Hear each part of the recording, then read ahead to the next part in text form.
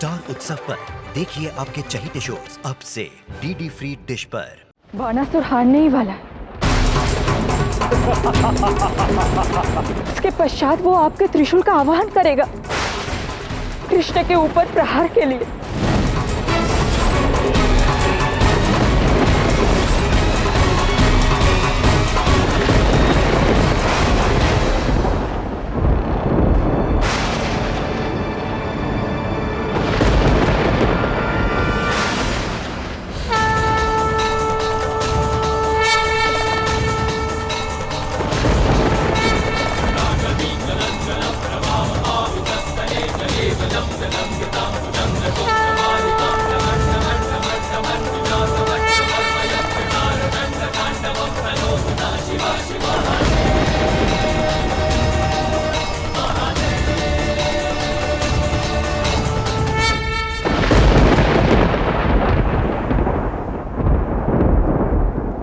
तुमने मेरे वरदान का अनुचित लाभ उठाया है बाणासुर, श्री कृष्ण पर प्रहार किया है। प्रभु, मुझे विश्व विजेता बनना था। तो श्री कृष्ण ने समर्पण किया तो था मूर्ख, परंतु तुमने उन्हें अपने पैरों में गिराने का अधर्म करना चाहा। महादेव, समर्पण करने वाला अधीन होता है, दास होता है, और दास का स्थान चरणों में होता है। इसमें अधर्म कैसा? मूर्ख! यदि समर्पण का भाव शुभ हो तो वो मित्रता होती है, दासत्व नहीं। श्री कृष्ण ने रक्तपात रोकने के लिए समर्पण किया था, तुम्हारे समक्ष झुकना स्वीकार किया था, परंतु तुम जैसे मूर्ख को उनकी ये महानता समझ में नहीं आई। तुम्हारा हित इसी में है बाणासुर के ये युद्ध अभी इसी क्षण रोक दो। प्रभु, यदि आपकी आज्ञा है तो मैं ये युद्ध रोक देता हूं।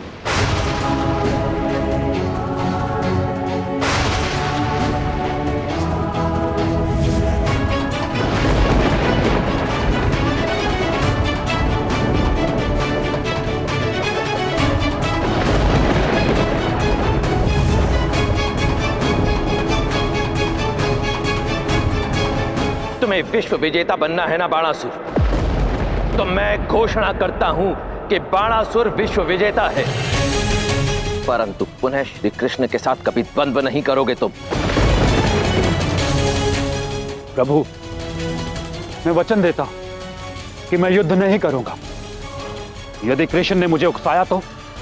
ऐसा नहीं होगा, और यदि ऐसा हुआ तो स्वयं मैं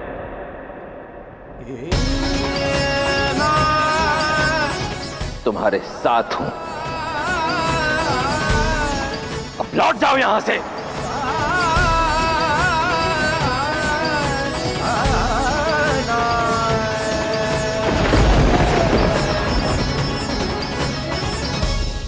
हे प्रभु, मेरे भक्त ने मेरे आराध्य को कष्ट पहुंचाया, उसके लिए मैं क्षमा प्रार्थी। और समय आते ही मेरे आराध्य, मेरे महादेव मेरी सहायता के लिए भी आ गए। आपका धन्यवाद महादेव। मुझे तो आना ही था प्रभु, क्योंकि यदि आज नहीं आता तो ये युद्ध प्रलय ले आता। अब नियति ने जो नियत किया है वो तो होकर ही रहेगा ना महादेव।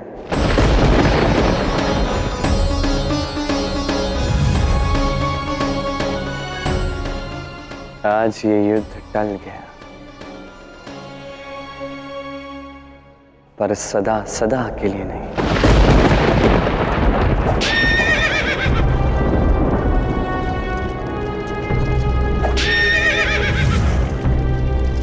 आकाश फिर से सामान्य हुआ, अर्थात युद्ध रुक गया।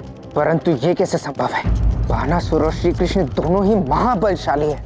कदाचित उनमें मित्रता हो गई।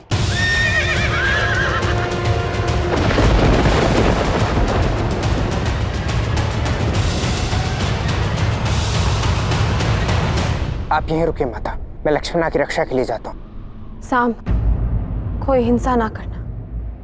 आप चिंता ना करें माता, अब जो भी होगा वो हमारे हित में ही होगा। हमारे अर्थात मेरे और आपके हित में माता, कृष्ण के लिए नहीं।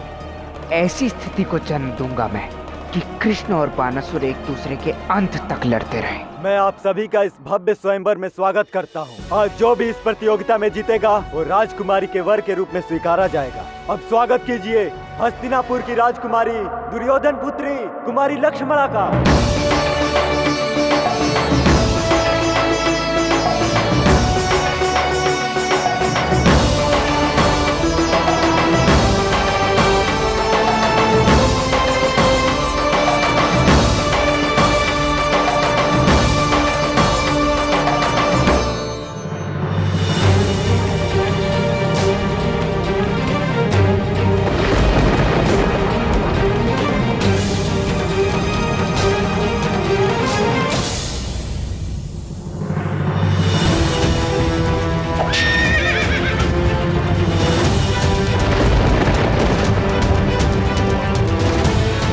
युद्ध ध्वज लिए कौन आ रहा है? ये आक्रमण के लिए प्रस्तुत हो। सावधान।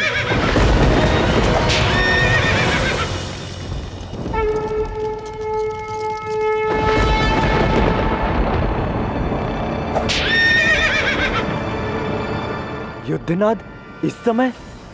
सावधान, किसी योद्धा का रथ आया है। युद्ध ध्वज का आरोहण करके वो सीधे महल में प्रवेश कर रहा है।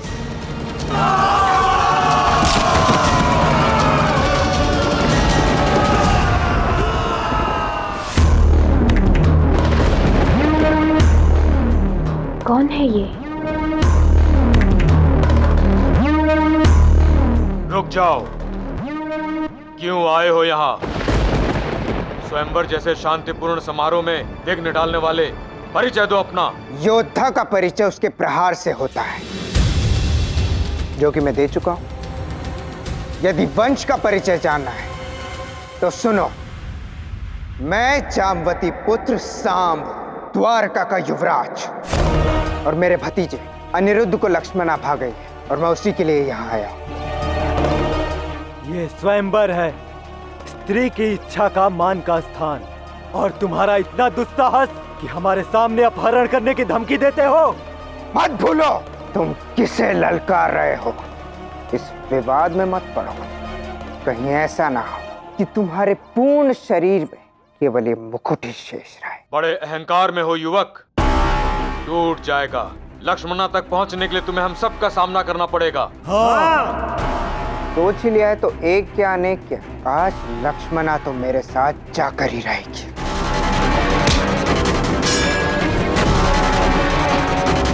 मैं महादेव का आशीष हूं, रुद्र सांब हूं।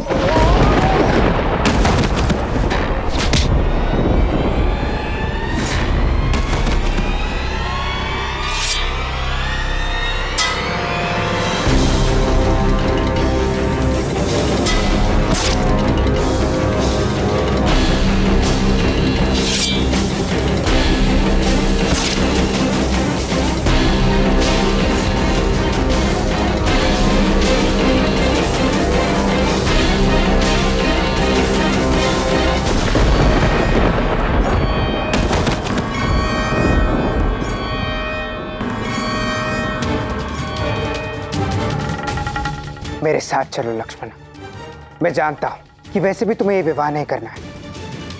चलो मेरे साथ।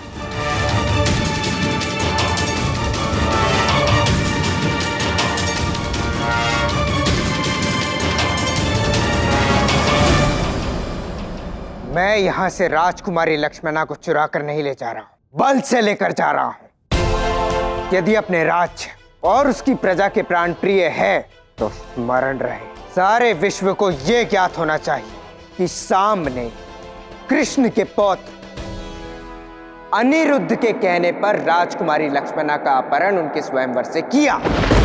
स्मरण रहे, केवल और केवल कुमार अनिरुद्ध ही इसके उत्तरदायी हैं।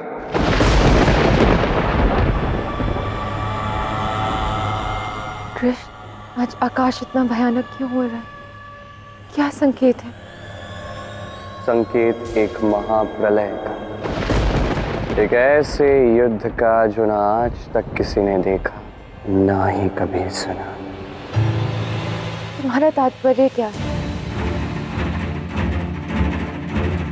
अभी जान जाओगे राधा। द्वारकाधीश की जय हो। कुमार सांब हस्तिनापुर के निकटी प्रदेश की ओर निकले हैं।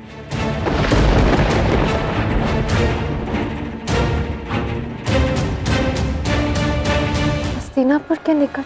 किंतु सांब तो पांचाल गया था ना, फिर वो दूसरी ओर क्यों गया? कदाचित यही नियति का मार्ग है राधा। सांब स्वयं ही नहीं जानता कि उसका ये क्रोध, उसके अनुचित भावनाएं, ये मंशाएं, ये किस दिशा में ले जा रही हैं, किस विनाश की ओर ले जा रही हैं। पर सांब किस विनाश को प्रेरित कर रहा है कृष्ण? कुछ समझ नहीं आ रहा। कैसे समझ आएगा तुम्हें राधा? भविष्य के गर्भ में क्या छिपा है तुम नहीं जानते। सांब जो भी कर रहा है सोच समझ कर रहा है। बस अपने लक्ष्य को पाने के लिए जो मार्ग उसने चुना है वो महाविनाशकारी है राधा। कुमारी उषा, लक्ष्मणा को अनिरुद्ध के कहने पे स्वयंवर से उठा लिया है और किसी अज्ञात जगह पर ले गया है। विश्वास नहीं होता कि अनिरुद्ध ऐसा कर सकता है। चित्रा, अनिरुद्ध को दंड मिलना चाहिए। तुम्हारे पास मायावी शक्तियां हैं ना? जी। तो अनिरुद्ध का अपहरण कर लाओ। किंतु द्वारका तो दिव्य शक्तियों से सुरक्षित है, वहां से अनिरुद्ध का अपहरण कर पाना संभव नहीं। तो दृष्टि रखो उस पर, जब वो सीमा से बाहर आए अपहरण कर लो।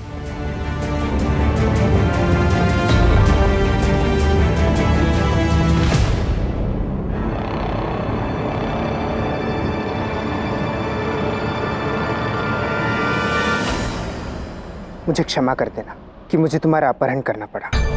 मुझे तुम्हारी सखी उषा का पत्र आया था, इसलिए मुझे यहाँ आना पड़ा। मैं क्रोधित नहीं हूँ तुमसे, मैं तो स्वयं वो विवाह नहीं करना चाहती थी। किंतु एक बात समझ नहीं आई मुझे, तुमने अनिरुद्ध का नाम क्यों लिया? वो मैं तुम्हें बाद में बताऊंगा, परंतु उससे पूर्व एक प्रस्ताव सुनो। क्षत्रिय धर्म कहता है कि मैं तुमसे विवाह करूं, क्योंकि मैं ही तुम्हारा हाथ थामकर तुम्हारे ही स्वयंवर से तुम्हें यहाँ तक लेकर आया। परंतु सत्य ये भी है कि जिस प्रकार निर्विरोध मुझ पर विश्वास कर तुम यहाँ तक चली है, उसके पश्चात मुझे तुम अच्छी लगने लगी। परंतु अब निर्णय और चयन दोनों तुम्हारे हैं। यदि तुम चाहो तो मैं तुमसे विवाह कर सकता हूँ, और यदि तुम चाहो तो मैं तुम्हारी सखी उषा तक तुम्हें छोड़ा सकता हूँ।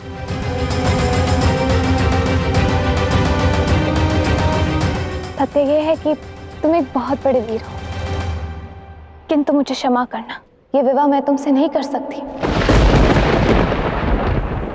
क्योंकि तुम उस कृष्ण के पुत्र हो जिसने मेरे पिता दुर्योधन और मेरे कुल का नाश किया। घृणा होती है मुझे कृष्ण के नाम से। तो फिर तो तुम्हारा सर्वाधिक योग्य वर मैं ही हूं, क्योंकि कृष्ण का सबसे बड़ा शत्रु मैं हूं। कृष्ण ने तुम्हारे पिता के साथ ही नहीं, अपितु मेरी माता के साथ भी अन्याय किया है, जिसका प्रतिकार मुझे चाहिए।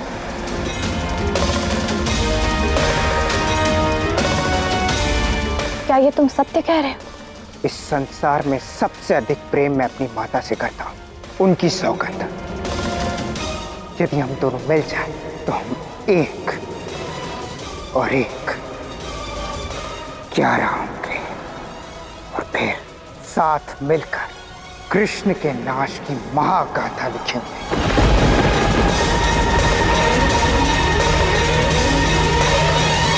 यदि तुम मेरी आंखों में सत्य देख सकती हो, तो मैं तुम्हें विवाह का प्रस्ताव देता हूँ।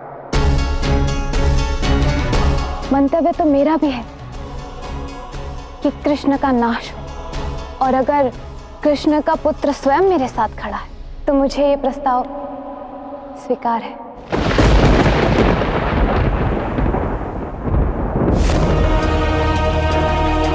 तो अब संसार देखेगा एक अविश्वसनीय घटना कि कैसे वासुदेव श्री कृष्ण के पुत्र ने उनका नाश किया था। साम लक्ष्मणा को वहां से लेकर आया वो ठीक था, क्योंकि लक्ष्मणा वो विवाह नहीं करना चाहते थे, किंतु सांब ने अनिरुद्ध का नाम क्यों लिया ये मुझे समझ नहीं आया खाना। कदाचित मुझे इसका उत्तर ज्ञात है, किंतु आपको चिंतित नहीं करना चाहता और इसलिए बताऊंगा नहीं, ना आप मुझसे पूछना। बस इतना निश्चित कीजिए कि अनिरुद्ध किसी भी परिस्थिति में द्वारका के बाहर न जाए। किंतु क्यों? क्योंकि यही सांब की योजना का अंतिम चरण है। सांब की कौन सी योजना का ना? मैं आपको सब बताऊंगा, किंतु अभी मुझे ध्यान करने जाना है था, क्योंकि आगे जो हो सकता है, जो होने वाला है, वो अत्यंत कठोर होगा। उसके लिए मुझे अभी से प्रायश्चित करना होगा। कृष्ण ऐसा क्यों कह रहे हैं? बहुत चिंतित हूं मैं। ये समय चिंता का नहीं गौरी, चिंतन का है। श्री कृष्ण ध्यान में जा रहे, मुझे भी समाधि में लीन होना होगा, क्योंकि आगे जो होने जा रहा है वो ना श्री कृष्ण के नियंत्रण में है, ना ही मेरे वश में। बात अब नियति के हाथों में चली गई। ऐसा भला क्या हो सकता है? किंतु जो भी हो, अनिरुद्ध की सुरक्षा मैं स्वयं सुनिश्चित करूंगा। साम काका, आपने तो लक्ष्मणा को बचा लिया, परंतु मुझे मेरा शौर्य सिद्ध करने का अवसर कब मिलेगा? एक ही मार्ग है। बाणासुर पितामह से युद्ध करने आए थे ना, यदि मैं उनकी पुत्री से ही विवाह कर लूं, तो बाणासुर और पितामह के बीच का युद्ध हमेशा के लिए समाप्त हो जाएगा। परंतु साम काका, आप मुझे संदेश क्यों नहीं भेज रहे हैं?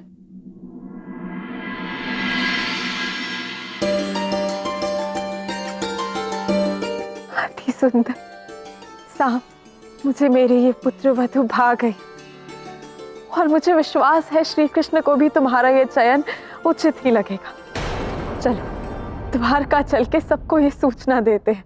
अभी नहीं माँ, श्री कृष्ण को सुख से पहले थोड़ा दुख देना होगा, जो उन्होंने मुझे दिया था।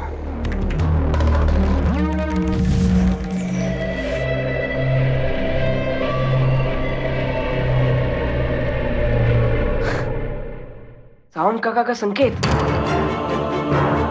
इसी की तो प्रतीक्षा थी। जब भी मुझे तुम्हें कोई संकेत देना होगा तो ये धनुष चमकेगा और तुम्हें पता चल जाएगा कि तुम्हें कहाँ जाना है और कब जाना है। मैं आ रहा हूं साम काका।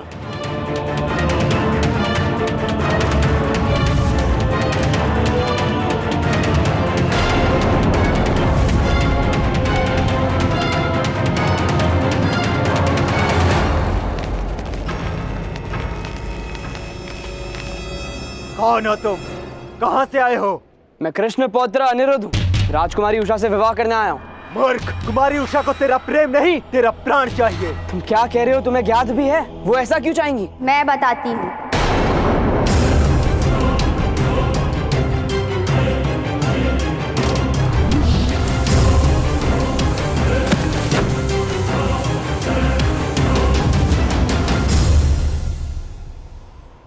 कुमारी उषा लक्ष्मणा की रक्षा करना चाहती थी, लेकिन तुमने सांप को भेजकर उनका अपहरण करवा लिया। क्या कह रही हैं आप?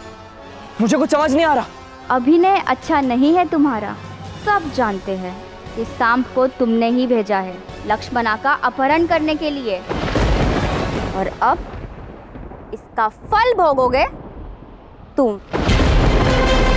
उस क्षितिज के समीप एक प्रदेश है, वहाँ एक कन्या रहती है जो तुमसे अत्यंत प्रेम करती है। साम काका ने ऐसा क्यों किया और मुझे यहाँ क्यों भेजा, जबकि उषा मुझसे प्रेम करती ही नहीं है?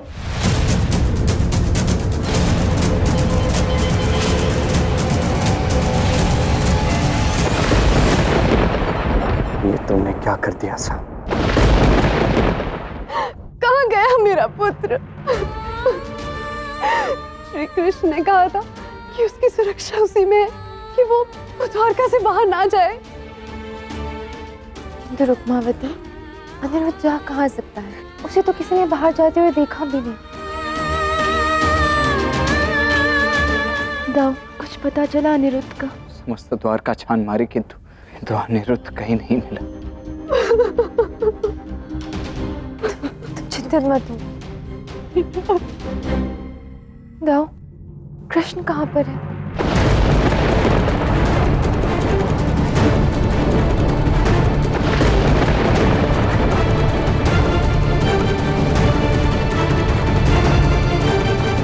कृष्ण, तुम्हारी आंखों में ये भाव आज से पूर्व केवल एक बार देखा था, जब महाभारत प्रारंभ हुई थी। क्योंकि पुनः एक बार महाअधर्म हुआ है राधा। एक छल हुआ है जिसमें अनिरुद्ध फंस चुका है और अब कोई विकल्प नहीं है। अब मुझे युद्ध करना होगा, एक ऐसा युद्ध जो आज तक संसार में कभी नहीं हुआ।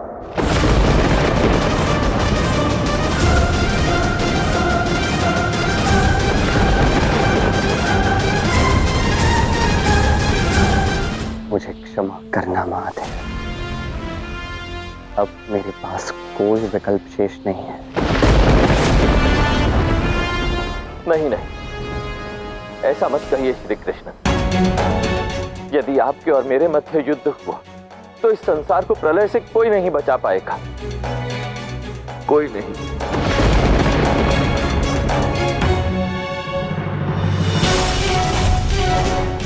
उषा पुत्री, यदि तुम किसी को ऐसे ही बंदी बना लेती तो मैं क्रोधित हो जाता, किंतु कृष्ण के पौत्र को बंदी बनाकर तूने मेरे मन की इच्छा पूर्ण की है। अब वो यहां आएगा इसे बचाने। जो युद्ध महादेव ने रुकवा दिया था, अब कृष्ण ही उसे प्रारंभ करेगा। अब तो स्वयं महादेव भी मुझे नहीं रोक सकते, उन्हें मेरा साथ देना ही होगा। अब कृष्ण मारा जाएगा, क्योंकि जीतना और जीना दोनों की संभावना नहीं है उसके पास।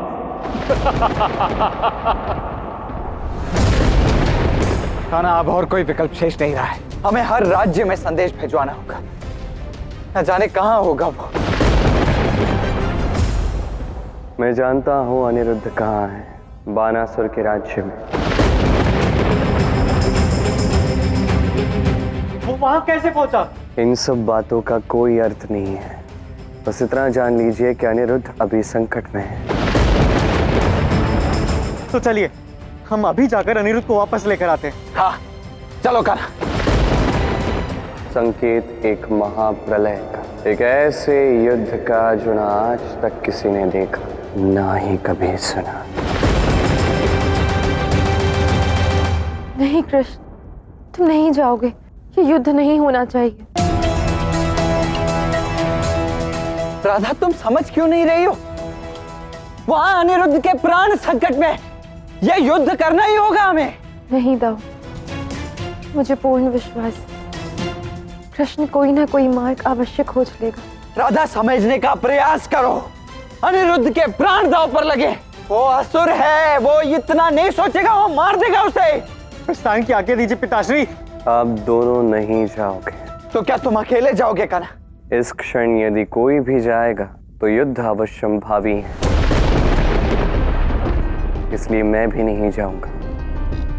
और अगर अनिरुद्ध को कुछ हो गया तो? अनिरुद्ध मेरा पौत्र है, योद्धा है वो, मुझे विश्वास है कि उसे कुछ नहीं होगा। कान्हा, निस्संदेह अनिरुद्ध एक सर्वश्रेष्ठ योद्धा है, किंतु वो बाणासुर अत्यंत शक्तिशाली और धूर्त है। ठीक है, अब सभी मुझे थोड़ा सोचने का समय दीजिए। और अभी आप सब सजे हो जाइए, ये उत्सव का समय है। उत्सव? कैसा उत्सव का ना? वहां अनिरुद्ध के प्राण, मेरे पौत्र के प्राण संकट में है और तुम कौन से उत्सव की बात कर रहे हो? आप सभी को शीघ्र ही पता चल जाएगा। मैं जानता हूं ये कठिन है, पर अभी मुझ पर विश्वास कीजिए, इतनी ही विनती है आप सबसे।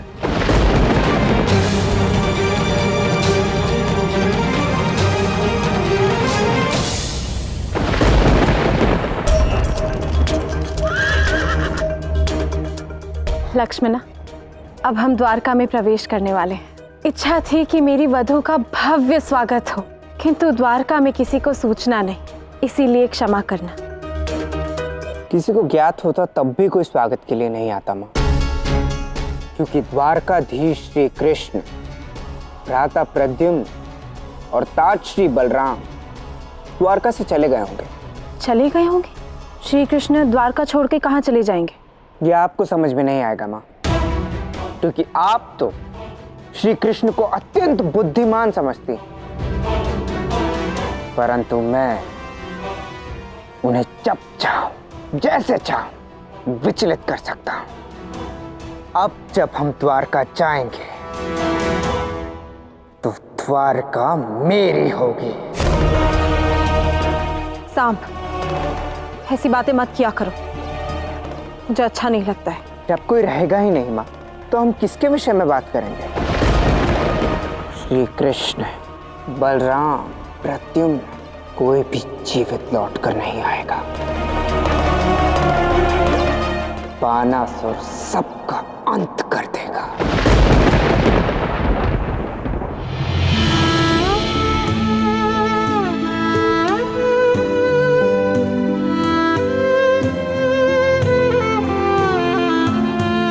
कृष्ण, मुझे चिंता हो रही है। तुमने कहा है कि एक युद्ध लड़ना है तुम्हें, जो कि बहुत भयानक होगा। हाँ राधा, और मुझे भय है कि ये युद्ध टल नहीं सकता, पर तुम ही मेरी अंतिम आस थी राधा। तुमने मुझे क्यों रोका?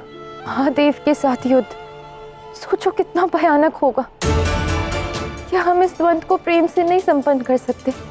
क्या क्या नहीं जीता है तुमने प्रेम से। और सोचो आने वाले समय में संसार क्या सोचेगा कृष्ण, कि अपने पुत्र सांब के कारण कृष्ण को महादेव के विरुद्ध खड़ा होना पड़ा। उचित कहा तुमने राधा। मैं भी नहीं चाहता कि संसार ये सोचे कि सांब इसके लिए उत्तरदायी है। इस कलंक का बोझ सांब पे आया। मैं चाहता हूँ उसने ये भूल की है तो वही उसे ठीक करे, वो भी प्रेम से। संसार के हर माता पिता को तुम्हारी भांति होना चाहिए कृष्ण। सांब के इतने अपराधों के पश्चात भी तुमने उस पर अपनी आशा नहीं त्यागी।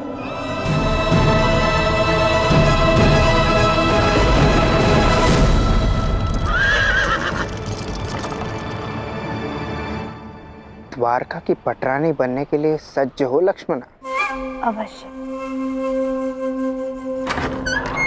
युवराज सांब की, युवरानी लक्ष्मणा की, युवराज सांब की, युवरानी लक्ष्मणा की।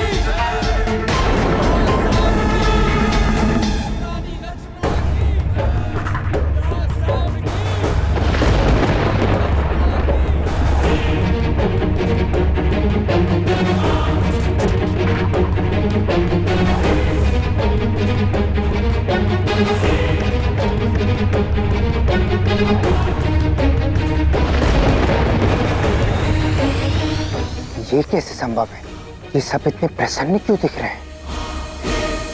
अभिनंदन पुत्र, आज तुम लक्ष्मणा से विवाह करने जा रहे हो। इस बात से सारी द्वारका प्रसन्न है। और कुरुवंश कुमारी, आपका यदुवंश में स्वागत है। आपके पिता एक अत्यंत महान योद्धा अवश्य थे, और उनकी पुत्री को हमारे पुत्र वधू के रूप में पाकर हम अत्यंत प्रसन्न हैं।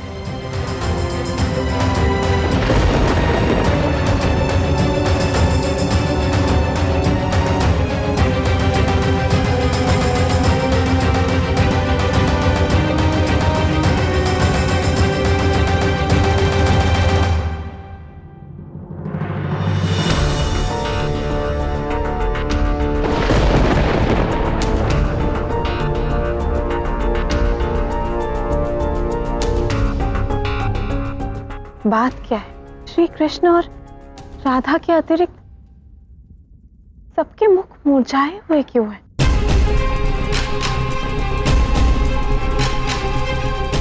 नव दंपत्ति का द्वारका में स्वागत है।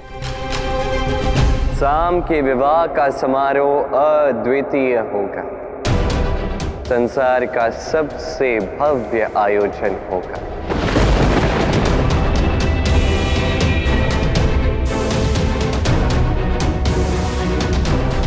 दाव, मित्र हो या शत्रु, सभी के पास संदेश जाना चाहिए। सभी को इस विवाह का निमंत्रण मिलना चाहिए।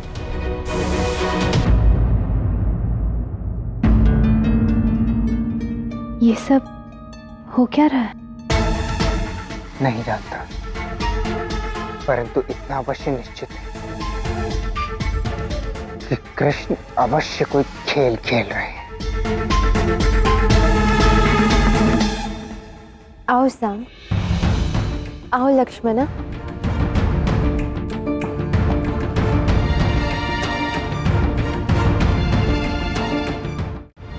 रुक्मावती, क्या हुआ है? तुम्हारी आंखों की ये अश्रु प्रसन्नता के तो नहीं लगते? जिसके पुत्र को बानासुर जैसे असुर ने अपहरित कर लिया हो, उसकी आंखों में प्रसन्नता के आंसू कैसे हो सकते हैं जाम्बवती? और ऊपर से श्री कृष्ण अनिरुद्ध की सुरक्षा के लिए कुछ कर भी तो नहीं रहे हैं। मैं तुम्हारी पीड़ा समझ सकती हूँ, किंतु अगर श्री कृष्ण ऐसा कर रहे हैं तो कुछ सोच समझ के ही कर रहे होंगे। जाम्बवती सही कह रही है। श्री कृष्ण द्वारकाधीश हैं, उन पर विश्वास रखो। यदि श्री कृष्ण ने सांब के निर्णय का स्वागत किया है तो अपने पौत्र की रक्षा के लिए भी कुछ ना कुछ अवश्य करेंगे,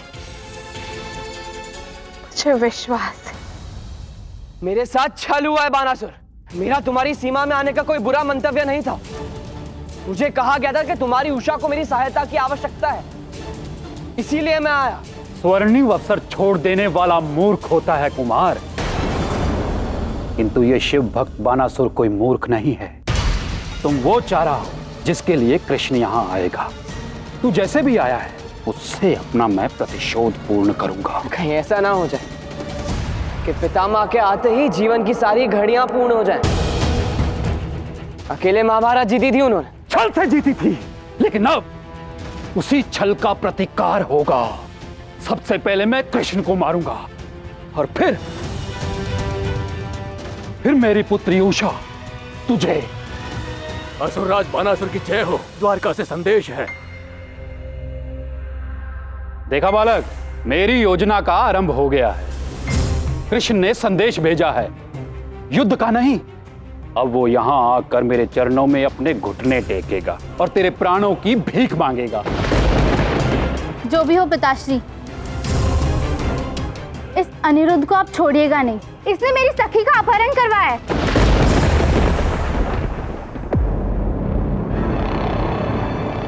ये क्या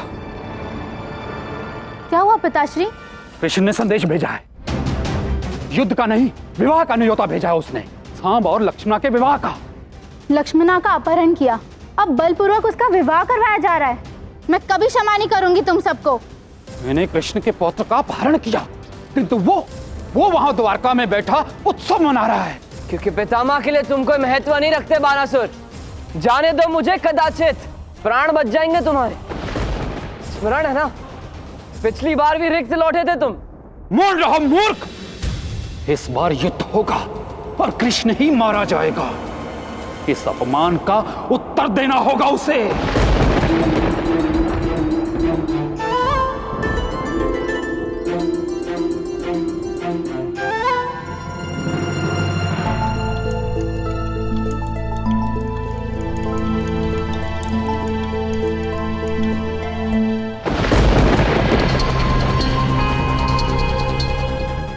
हो क्या रहा है सब? ये कृष्ण चाहते क्यों नहीं? कान्हा, बाणासुर ने संदेश भिजवाया है। पढ़ो प्रद्युम्न। बानासुर से सावधान छलिया कृष्ण, जानता था मैं कि तू छल करेगा। महादेव पर विश्वास करके मैंने संधि की, पर तुम अपना व्यवहार कैसे छोड़ सकते हो? कायर हो, रण छोड़ हो। मैं युद्ध की चेतावनी देता हूँ और आश्वासन भी कि तुम्हारे और अनिरुद्ध के प्राण लेकर रहूंगा।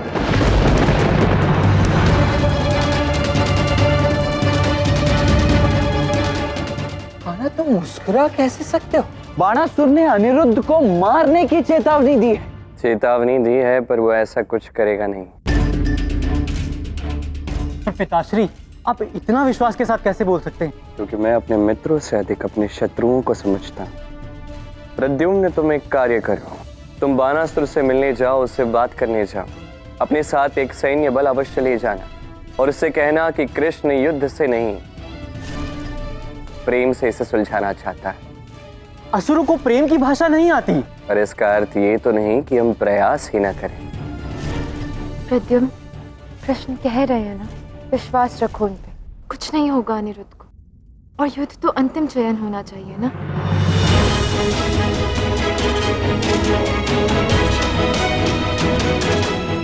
राधा, तुम भी कान्हा का ही समर्थन कर रही हो? क्योंकि मुझे विश्वास है कृष्ण पे दाव। आप चिंतित मत होइए, सब ठीक होगा। क्या करना चाहते हैं ये दोनों? है क्या कृष्ण के मन में? मैं तो बस पिता होने के नाते तुम्हारा विवाह करवाना चाहता हूँ सर, किंतु मेरी मन की व्यथा क्या है ना तुम कभी जान पाओगे, ना कभी समझ पाओगे। पुत्र, बाणासुर चाहे कुछ भी क्यों ना कहे, तुम अपने क्रोध पर नियंत्रण रखना।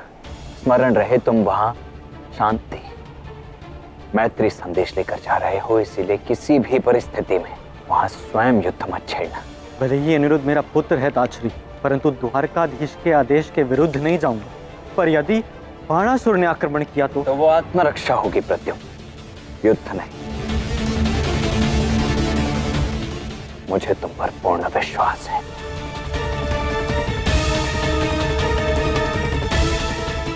प्रस्थान करो। आशा है तुमने जो सोचा है वो उचित ही होगा कान्हा।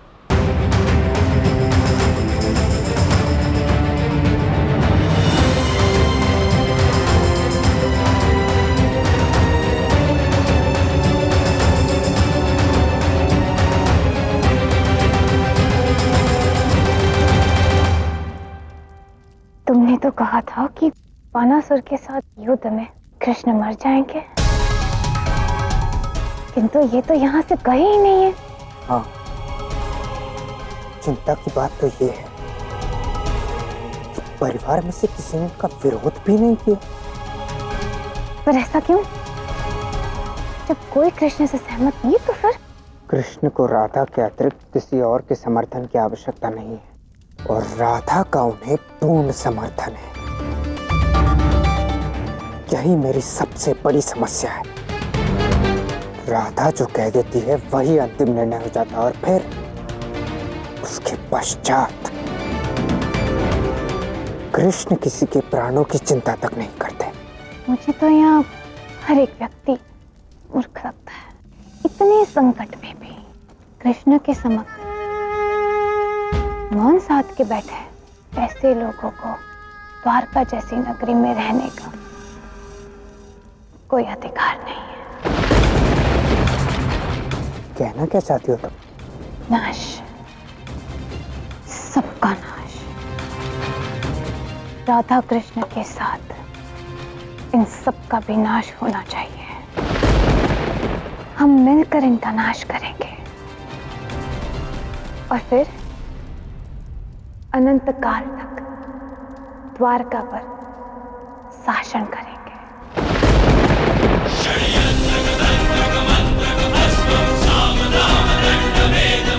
तो फिर विवाह का 8वां वचन निश्चित रहा।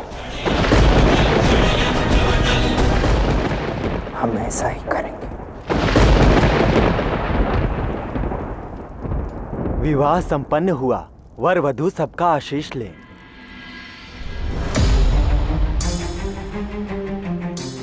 चिरंजीवी भव, पुत्रवती भव।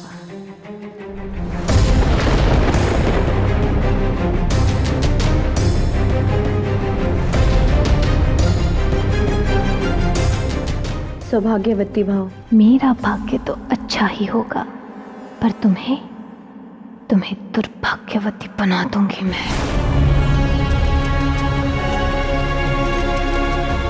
उठो। ये मेरा आशीष है तुम दोनों को कि तुम्हें बलवान संतान प्राप्त हो। और मैं तुम्हें बलहीन कर दूंगी बलराम। मेरे पिता के गुरु होने के बाद भी तुम उन्हें अन्याय से बचाने नहीं आए।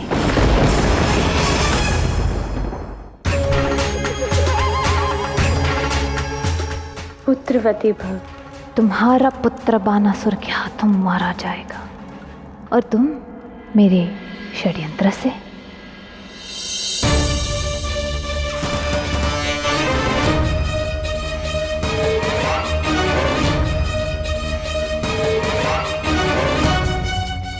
सदैव प्रसन्न रहो। तुम कृष्ण की शक्ति हो ना राधा? तुम्हें लगता है कि तुम कृष्ण से कभी विलग्न नहीं हो सकती? अब देखना देखना कैसे तुम्हारा और कृष्ण का विरह करूंगी मैं।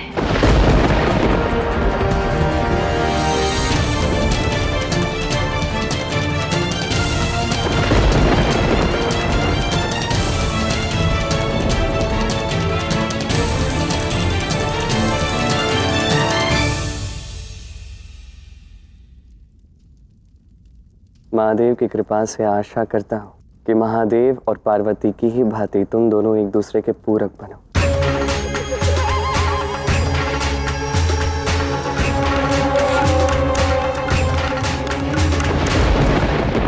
कृष्ण, अब देखते रहना।